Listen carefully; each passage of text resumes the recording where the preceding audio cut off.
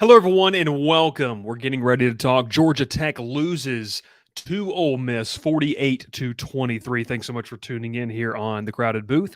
Episode of Swarm Talk, live edition here on a Saturday night, a little post-game cast.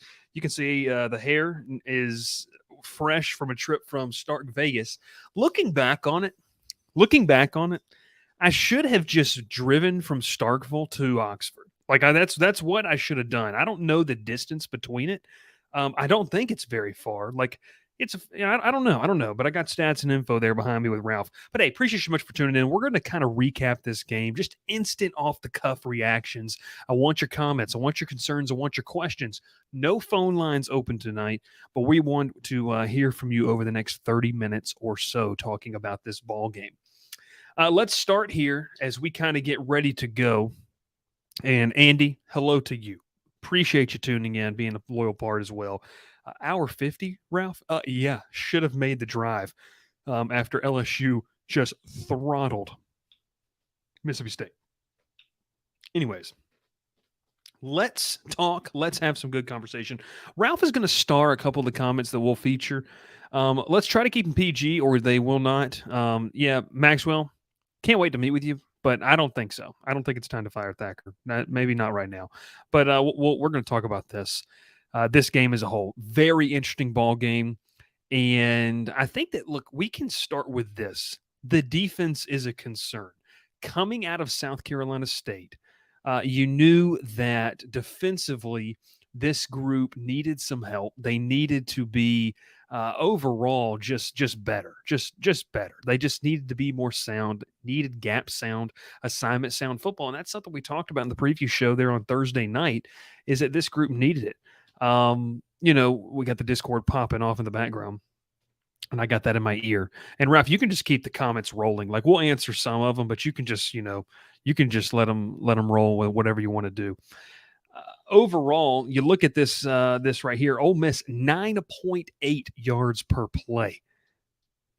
You're giving up 9.8 yards per play for Georgia Tech's defense. My boy Justin Klingel, Ralph needs to start for Georgia Tech defensive line. Yeah, well, we'll see. 9.8 yards per play, you're not going to win against anybody doing that. And look, you were able to have talent win out last weekend against South Carolina State defensively. It was able to take over for you. But I'll tell you this. You can't get away with things like this against teams that, one, are as good as you or even better. And Ole Miss, look, let's just call it for what it is. And this might make folks a little upset, but it's the cold, hard truth. And they're just a better football team than you right now. They're a better program. They're more advanced in what they do, advanced in their identity, more along the tracks of what they do. And that's just what they do. Kind of looking at a couple of stats as well. Average yards per completion, Ole Miss hit on explosive plays, 25.1. Tech 11.1, average yards per rush 3.6. To me, to feel good, I think that you got to get closer. You got to get closer to at least 4 yards per carry. If you're picking up 4 yards per carry, more in the 4.5 range, you're going to go win a football game. 8.1 yards per carry for the Ole Miss Rebels. And total plays, Tech ran 89, Ole Miss ran 56. Now, third down conversions, Ole Miss finishes 5 of 10. Georgia Tech finishes 11 of 20 in this one. Penalty-wise, Tech called for no penalties. Ole Miss 5 penalties, 40 yards. So the questions about the refereeing in this game, look, I feel like this is a game where it was fairly, this would be an unpopular opinion, it was fairly just kind of, they didn't really call like penalties a lot. To call 5 penalties the entire game is really just referees kind of keeping the whistle, not really blowing the whistle.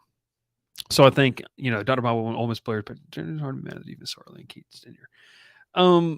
So we mentioned the penalties there. Rush yards overall, Ole Miss just a tick under 300 rush yards. Georgia Tech with 167. Pass yards, 310. Georgia Tech actually outpassed them, 477 yards. Let's start talking about the offense here. This is, let's just start talking about this. The idea that, I know we've had some comments about this. The idea that Ole Miss ran up the score in this game. Look, a lot of people don't like Lane Kiffin. A lot of people don't appreciate the way that he carries himself, I guess you could say. I guess that's the problem folks have with him. I necessarily don't. I don't necessarily do, I should say. Like, it doesn't bother me. I think the brashness at a place, and Ralph can attest to this, at a place like Ole Miss, that's a middle tier SEC program year in, year out, especially when it comes to finance. And exactly, Ralph right there, running up the scores, what Oklahoma did to Arkansas State in week 1. That is something to me where you just don't. Do we have any penalties, CJ? No, you had no penalties, which is fantastic, by the way. It's fantastic. We're going to get to these questions towards the end. Don't want to run out the score. Stop them, Devon. Heck of a response there, my friend, my brother in Christ. Devon Dixon there with a fantastic ass. The alcohol was overpriced. Was a 60-year-old, and he may pay for his disease. Andrew. Altogether, look, I mean, Ole Miss didn't run up the score. Brent Key is a competitor, and I'll tell you this one, folks. I'll tell you this too. If Georgia Tech goes on the road and plays next weekend and they blow out Wake Forest, which I will tell you right now, I'm more than capable think that they can do that. I do not think Wake Forest is a good football team 3 weeks in, and I think Georgia Tech offensively can move the ball against a Wake Forest team with some consistency. If Brent Key and Georgia Tech were in these situations, you wouldn't feel bad about it. You feel bad about it because it happened to your team, and it's another coach with a brashness. But Brent Key, if he ever gets the chance to, he will run up the score against Georgia. He will run up a score against Clemson. He will run up a score, or if that's what you're going to call it. So I will say that right there. The second thing, from the discipline standpoint, love the fact there were no penalties, but I do have an issue with the tackling. The tackling, in my opinion, was just poor effort in tackling. We saw a lot of guys try to, just bounce off guys, or they ended up bouncing off trying to go for the big hits with the shoulder. Didn't love that. I think that's something where you got to be able to wrap up, especially in a game, folks. This game was 10-3 at halftime. Final score is 48-23. And if I'm not mistaken, I'm doing math real quick, 37 points scored in the fourth quarter. So, this is one of those things where I think defensively, you got to go back to the drawing board. Andrew Thacker, you can no longer live under the guise that is you were being controlled. When you kind of look at some of these numbers, of course, average yards per play was kind of inflated maybe towards the end, but I still think it sits around 7 or 8 yards. I mean, this is an Ole Miss team that it felt like when they needed to get a big play, they were able to get to it. Tackling is an issue with the position coaches. I mean, it can be individually, but like overall, I think that you have to be, you have to just be more sound in that. So let's talk a little bit offensively here. Haynes King finishes, we're going to go through these stats, 28-41, 310 yards, 2 touchdowns, a 68% completion rate, 147.9 quarterback rating. Rushing wise, Jamal Haynes continues to be a guy that you can't not have Jamal Haynes on the football field for Georgia Tech. He is just electric in what he can do. Tigers Just Football 101 wrap up. Hold on, don't use your shoulder. Ralph there with the comments. Trey Cooley, 13 carries, 51 yards. Jamal Haynes, 19 carries, 72 yards. Haynes King, 14 carries, 42 yards. I really like the balance that we saw out of the Georgia Tech run game in that. And then receiving-wise, ladies and gentlemen, Eric Singleton Jr. is the most electric wide receiver and the best God-given talent receiver on this roster. I don't care what you say, but this kid is unbelievable. Even the catches, and I texted Ralph this towards the end of the game, the catch right before the touchdown to Avery Boyd, where he was out of bounds, but he made the catch over the top of the cornerback. Like, this kid is a true freshman, and making plays like that, this is not for me, this is not an example of a guy that I think you can let leave. You're going to have to, they're going to have to do that. I see this right here, Montega. I'm sorry, 24 in the fourth quarter. Montega, I'm meaning combined between both teams, Georgia Tech scored 13. The single team is good, and that was absolutely my text to Ralph. 5 receptions, 97 yards, a 51-yard gainer that Haynes King did underthrow, but 11 targets. So look, Chase Lane, not available. We know where Georgia Tech's going for that big play. So I like that as well. Let's talk offensively here about the group as a whole. Where does this group go? What can they do? Going forward. Look, Ole Miss is a good football team. Ole Miss is going to challenge for a spot in Atlanta in the SEC West. I do believe. Holy cow! I got to break this news real quick, Ralph. Just got a text from one of my buddies. This is absolutely hilarious. So we're going to pause this for a second. Arkansas State tonight beat an FCS team.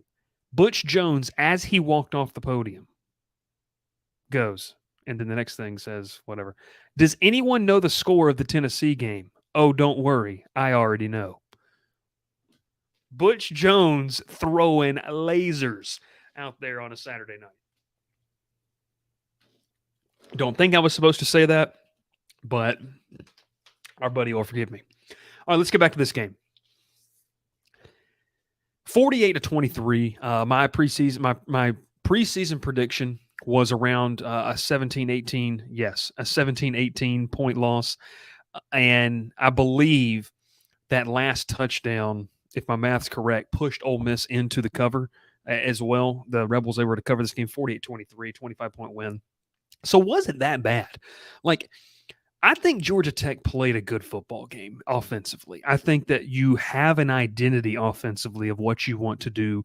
And why, like we've talked about, you have an identity in what you're trying to do. Like, this team is growing into the offensive identity that Chris Winkie, Brent Key, and Buster Faulkner want. Do they have all the pieces? No, they don't have all the pieces up front. You have a quarterback, guys, that he's the guy. Like, hands down, Haynes King's the guy. Like, it's not a conversation. It's not any doubt.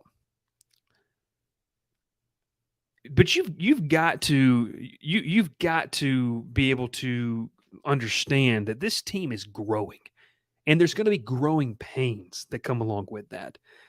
Georgia Tech, in this sense, has to be able to. And I think fans have to understand this too. Like, there was little to no development all around over the past couple of years. I think that you have to understand you had to have a quarterback. Well, you got a quarterback that's aware. You have a quarterback that understands the game. And also, let's just be honest, a quarterback that has played in big-time environments and understands what goes along with that. Like, Georgia Tech is not in this football game in the fourth quarter, because this game was what, Ralph? It was 24-17 in the fourth quarter. Like, Georgia Tech's not in this game if you don't have Haynes King at quarterback, because the way he carries himself in those moments. Now, are there things that he needs to clean up? And what I'm saying does not mean that he is free of all criticism. No, and I think he would tell you the same thing. Brent Key would tell you the same thing too. He is your quarterback. Now, outside of that, you have a kid, Jamal Haynes, that I think you've just kind of struck gold with, moving him from receiver to running back and finding a guy that is a gadget player. But I just sit here and I believe that he's kind of a nice piece there. Trey Cooley, we had some comments in the Discord about how he has zero vision.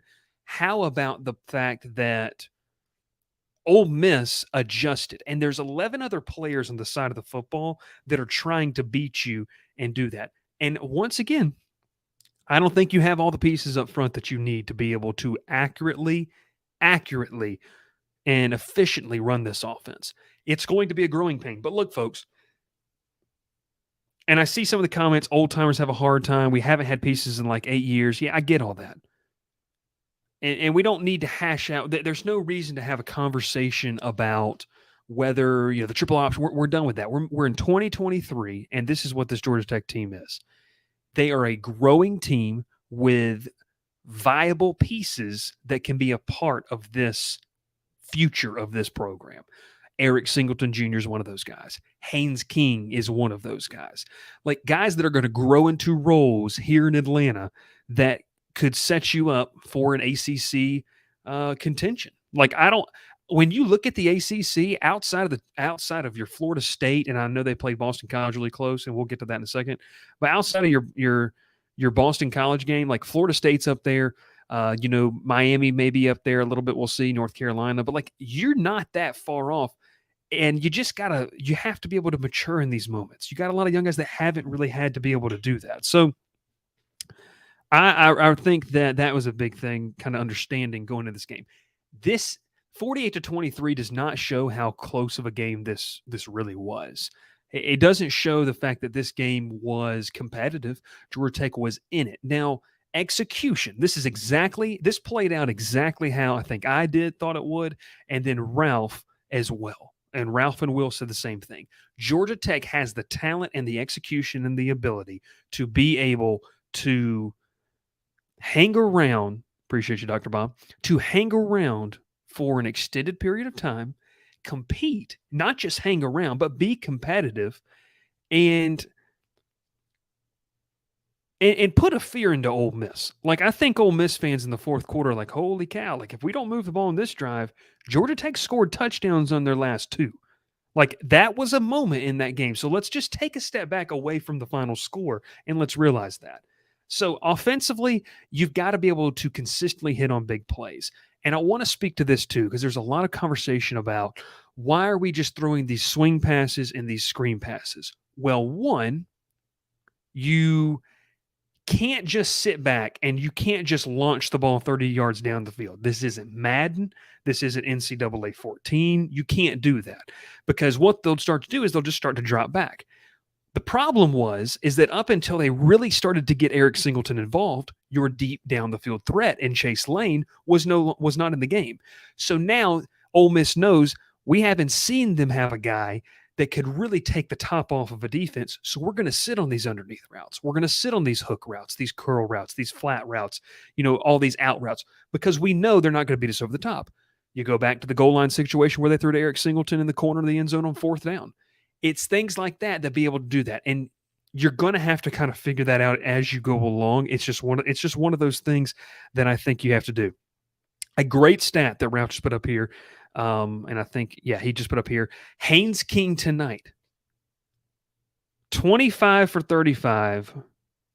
Ralph, I think I'm reading this right. 25 or 35 for passes between 5 and 15 yards. Yes, followed up 5 to 15 plus yards. The stat line is medium passing, so it's 5 to 15 yards. And so he was 13 to 20 for medium passing, and then 12 to 15 for short passing. It's not bad. Ralph Stats and Info right there showing his face on the stream. So all of this thing is that you're in the right place offensively, okay? Now, we're going to talk about defense here in a sec. Offensively, you got an identity. You know exactly what you think you want to be. You're working and you're building towards that. The next recruiting class is going to help you get there. Guys like Kobe Young that are going to be stars, I think, in this offense. All of these things, this is what's going to happen. Zach Garrison, whoever said that this is the Clemson game last year is right. Same feeling. I don't think you could be more wrong. Like, I genuinely don't even think you could be more wrong in that statement. And that's fine. That is what it is. But I just completely don't agree with that. So offensively, I think that you're building to what you want to be. Now, defensively, this for me, coming into the season, the secondary was talked about being a group, and I want to read you something that was sent to me tonight that is, I think, is very, very interesting. Secondary for me coming in this game hadn't really been tested a lot. You go back to the Louisville game. You go back, they really didn't test you down the field as much. We know in the second half they used Jamari Thrash that you showed you couldn't really tackle very well. But you go back to this. The run game at Louisville averaged 6.7 yards per carry in the opener with a few explosive runs. Last week you played South Carolina State, and it felt like, you just couldn't. It's a weird sample of a game. The secondary has not been tested a lot coming into this game, was what I was told. Last year, you have KJ Wallace. You got guys like Lamiles Brooks, Jalen King, Clayton Powell-Lee. Like, I still think they got to figure out who's going to start back there. I think that you've got, after what I watched tonight against Louisville, this team is miles better than anything I watched last season. Overall, better team, but has holes. Thank you, Ralph. All of this to say is Secondary wise, you got to figure out who's going to start at safety, and you got to be able to have a legitimate rotation with some of these folks. So is it going to be Lamiles Brooks and Clayton Powell-Lee, or is it going to be Lamiles Brooks and Dr. Bob? Yeah, make sure you get your question in. Ralph will start once you do it. Once I say we're taking questions, that's when we'll go questions. This live stream's off the chain, but it's completely fine. I enjoy it, and people are going to be listening to podcast form and thinking, what the heck's going on? So defensively was just, look, you knew, let's just say this. Let's get to this. Secondary wise, you kind of got to figure that out. Cornerback wise, you got Spider Sims, you got, Amari Harvey as well. You've got Kenan Johnson who missed time during fall camp. You also got a guy in Kenyatta Watson the second that supposedly had a really, really good fall camp, but hasn't seen really a ton of playing time. That's going to be, I don't really know, but I think that you've got to be able to go back to the drawing board and kind of have an open kind of conversation about what are we going to do, defensively? Like what is it going to look like on the back end? Now up front, I was concerned about the linebackers in this football game. I was concerned about the defensive line. I think we saw nice things from Daquan Dowse. I think that we saw, nice things from Zeke Biggers at times. Once again, you're still growing up front. So personnel-wise, you're not where you want to be defensively. And I'm not talking about the coaching. We'll get to that in a second. You're not where you want to be in what you're trying to run efficiently, just defensively. They don't have the dudes to be able to play with Ole Miss for 60 minutes. Now, can they go play with Wake Forest for 60 minutes and beat them? Yeah, they can, but that's a different caliber of competition. So I just don't think that they have that. Second, here, the coaching of the scheme. I said it earlier, but you kind of have to understand Lane Kiffin is one of the best offensive minds in the country. When you talk about a guy that can creatively get guys open, can scheme things up, and let's just be honest, took a program that was, we are going to ground and pound in Alabama and said, we're just going to reinvent the whole thing here in Tuscaloosa and started a new era of a dynasty with championships. This is a guy who can scheme athletes open. And that's what he did in this football game. He understands his quarterback, Jackson Dart, ran for 136 yards and 2 touchdowns, threw for 251. All of this to say is that's a really good offense that you just lost to.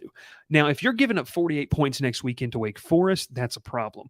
I'm not trying to give us, an escape to this defense. I think that you got to tackle better. You got to play gap assignment sound football, and it's two things they just didn't do tonight. When you don't do that against good football teams, it's going to hurt you. When you don't do it against football teams that have really, really smart offensive coaching staffs and guys that understand how to really go into different things and say, we can look at this defense, we can do this, we can do this, we can do this. It's consistent. That's what they're doing. They're being consistent and getting guys open and hitting on those things in execution. So I think offensively, Ulysses Bentley, 6 carries, 61 yards. Quinshon Judkins, they did a good job of bottling him up, honestly. 13 carries for 37 yards. Judkins had 2 catches for 27 yards. Ralph says, and I sit in the same category of Judkins is probably one of the best backs in the country. And he's just been relatively quiet this season. And so give credit schematically for being able to do that. I think that that's going to be something going forward that you're going to have to sit there and say, that's just a really good offense. And we're just not quite there. We're just not quite there. You've got guys, you got pieces, you just don't have a full 11 that can go out there and execute at a high level consistently. And that's just not who Georgia Tech was. And it should not have been surprising to anyone coming into this game that this was going to happen. To me, I wasn't necessarily surprised that Ole Miss was able to pull away in that fourth quarter. Now, does it not make it disappointing? 110%. That there's a difference between being disappointed and being caught off guard.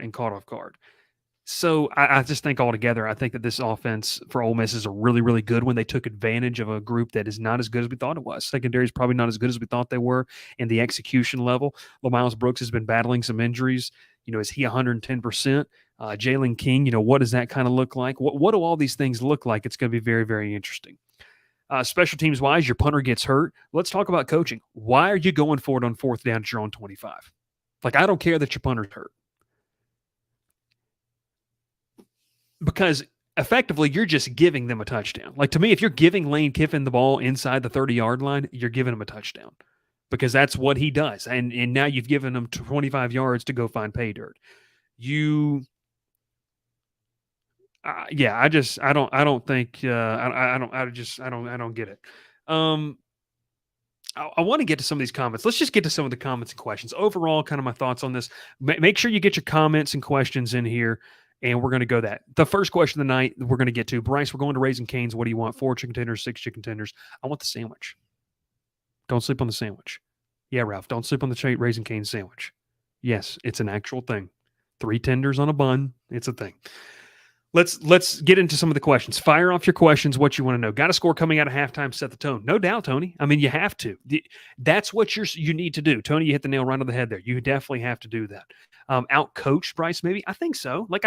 And I said this on Thursday, this is going to be another tough learning experience for Brent Key and this staff. It's a young staff. It's in the sense of the guys calling plays. Now, you've got some analysts, you've got some position coaches that have been around the game for a long time, but you really, really need to understand that this is a group that is learning together, and they're going to take their lumps.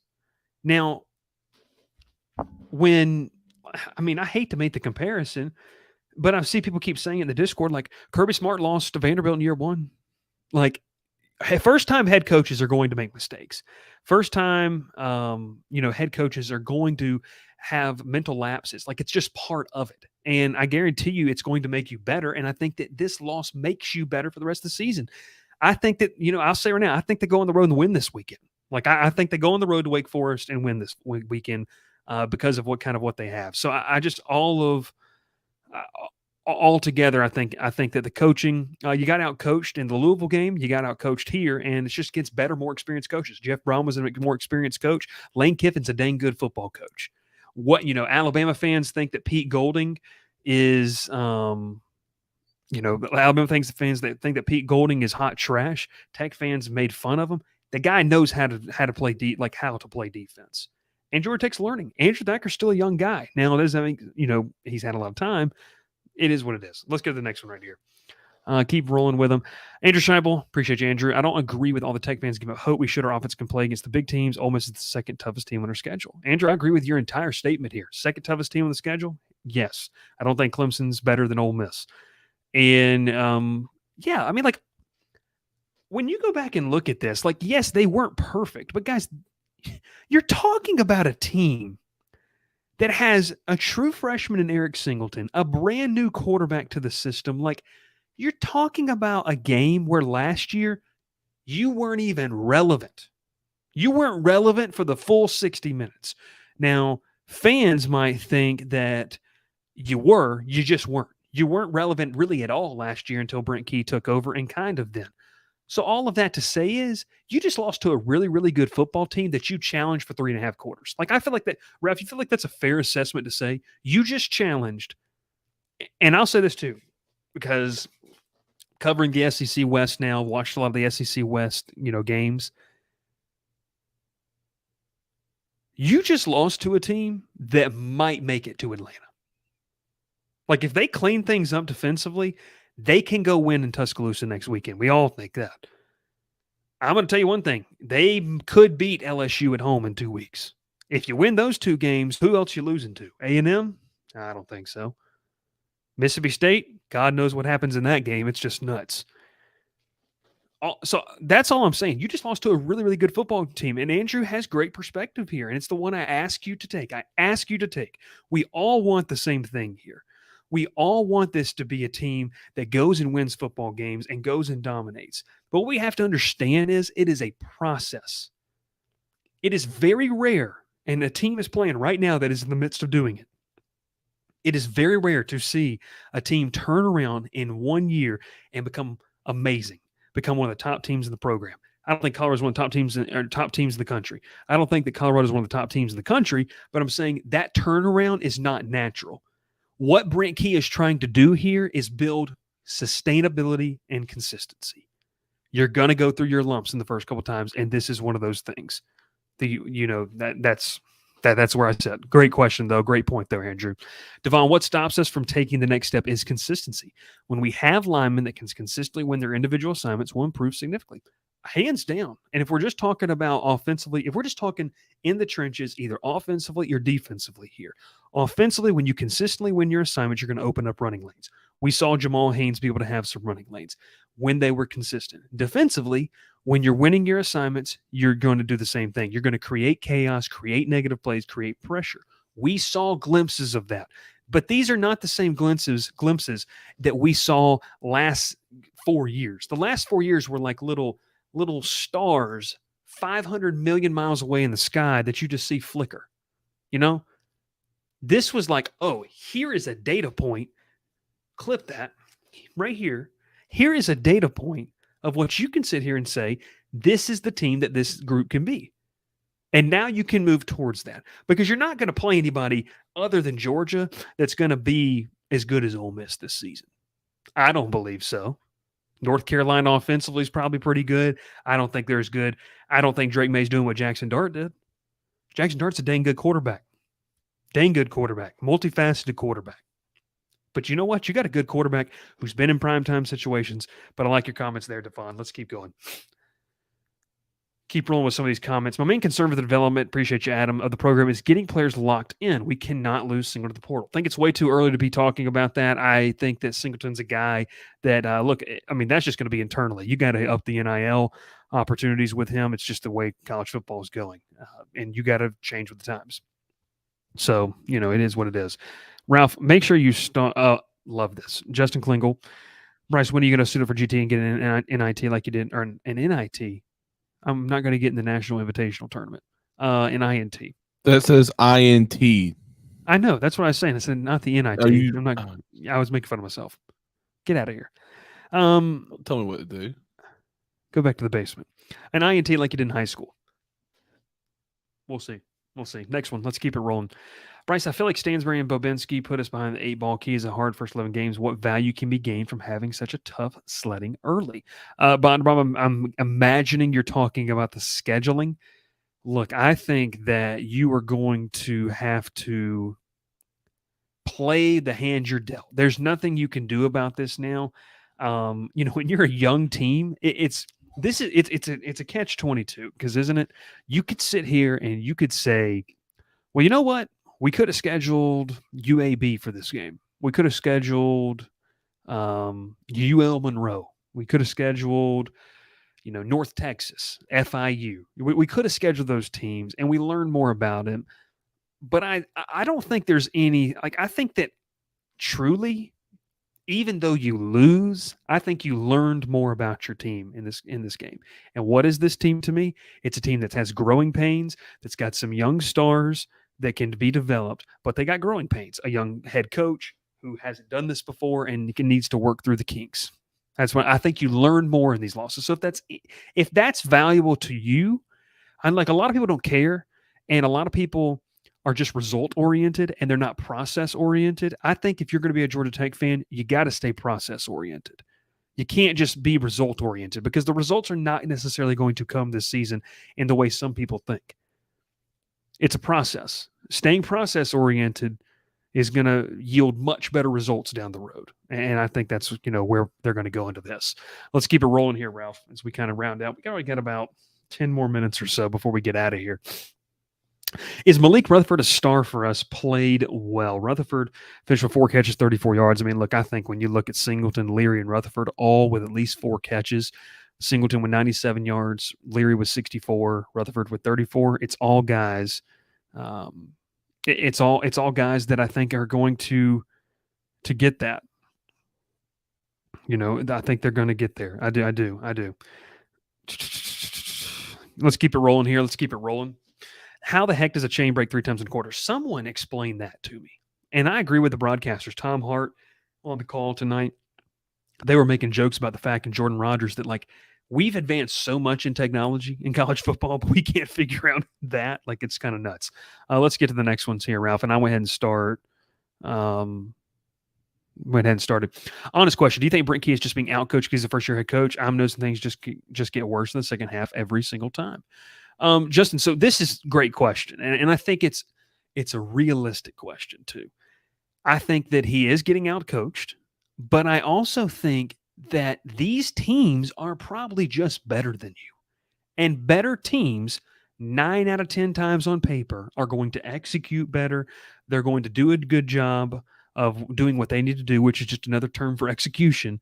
And they're going to beat you. And I just think it's what happened in this game. Like, I think it's a combination of maybe getting out coached in some things, trying to get too smart for yourself. But then I also think it's a combination of being able to say, look, you know, that's just a way better football team than us. Like, I don't know a grading scale that you would have to say, if you're talking about like on a, 1 to 100, a 0 to 100 grading scale. Like, I think Ole Miss is probably like a B plus team. I don't know. Like, that's just kind of where I sit. I think Ole Miss is like a B plus team. And I think Georgia Tech is teetering on the fact of like a C plus or a B minus team right now. Like, I don't think that they are 110% in a bowl game this season quite yet. I think that there's definitely a path. There's definitely a path. There's a path to 7 wins if you really look at it with how weak the ACC is. But all of these things to say is I do really believe and I do think that it's going to get better. It's got to be a process. And you just got to learn these things. There's no other way to learn these things by other than going through them. Every single great college football coach has done that. And some Georgia fans, some Clemson fans going to clip that or see that and say, see what I just said and say, well, he's going to say they're going to be the next powerhouse program. No, I'm not. But to be a good football coach, you have to have the proving ground somewhere. And look, I will say this too. For all the folks that wanted Brent Key to be the head coach, if you thought he was just going to walk in and everything was going to be fixed automatically, like, he didn't even think that. Like, he didn't even think that. That's not realistic. And that's not a knock against them hiring Brent Key. But I'm just sitting here saying it's one of those things.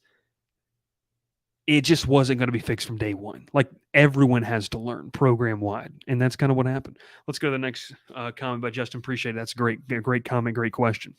As much as it hurts to think Tech will be better in the long run for how this loss went. I feel great about our offense. They're changing down the stretch. That was the second hardest game of the season. Once again, 110% agree, Andrew. And thank you for your comment. I do agree with that as well.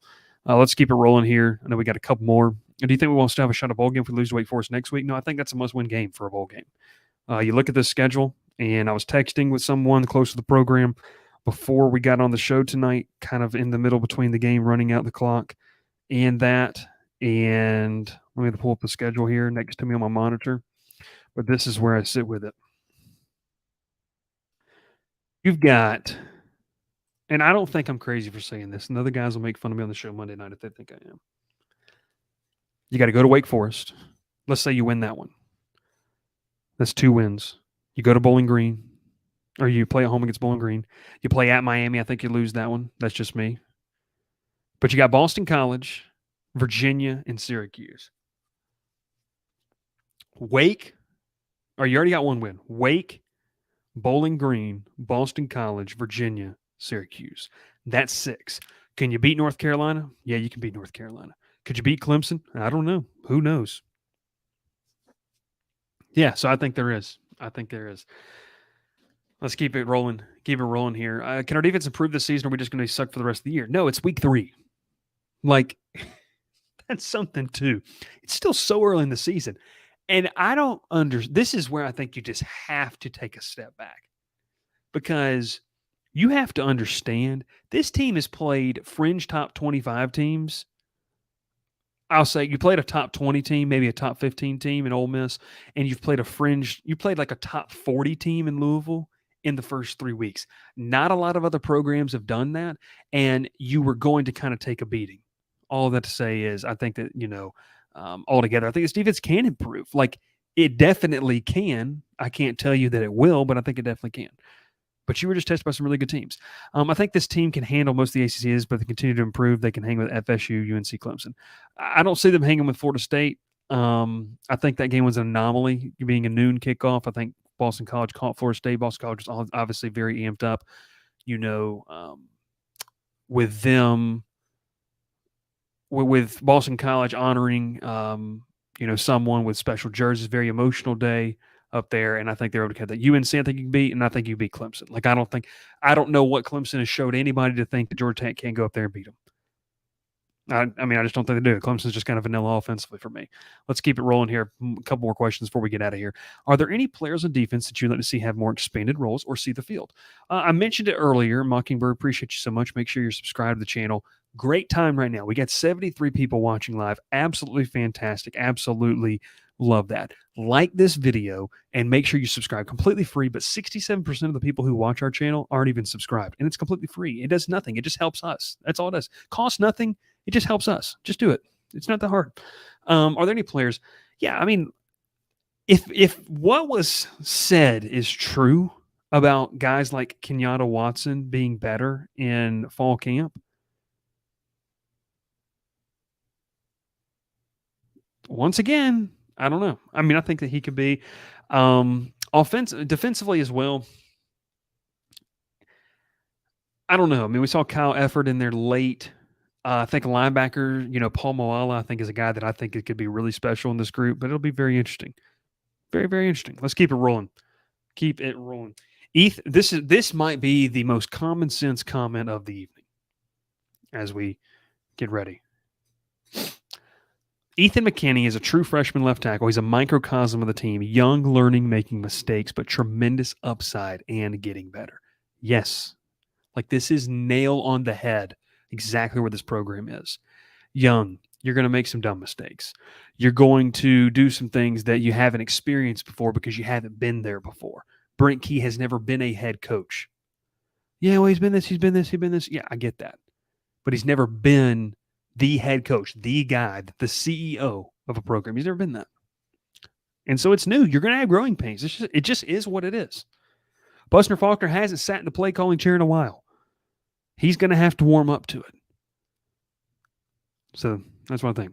A couple more questions here, Ralph, before we get up. I'm going to get ready to do this. It's not, people don't like moral victories, which is what went wrong with our fan base. We aren't Bama, UG, Ohio State, and this is a process. Hands down, Zach. Hands down. I agree with you there. Let's keep it rolling. A couple more. What do you think about the 5.4 yards play on offense? That I think it will hold up against some weaker defense. I just joined sadly. Well, appreciate you joining, AJ. I do appreciate you joining. You go back to that 5.4 yards per play. I mean, I don't think Ole Miss has a crazy, amazing defense, but I just, once again, I don't know what defense you're facing that is going to be crazy this year. I think Georgia's obviously, Georgia's got a top 10 defense, it feels like. I think that you've also got some defenses. I mean, Clemson's got a good defense. It just comes up down to their offense. But I mean, overall, yeah, I think that if you're averaging 5.4 yards a play on offense, you're probably going to win a football game. You just ran into an offensive juggernaut tonight. It just is what it is. It's just football. And that's what happened. Let's keep it rolling here. A couple more. Ralph, I don't know how many more you got in there. Is this the last one?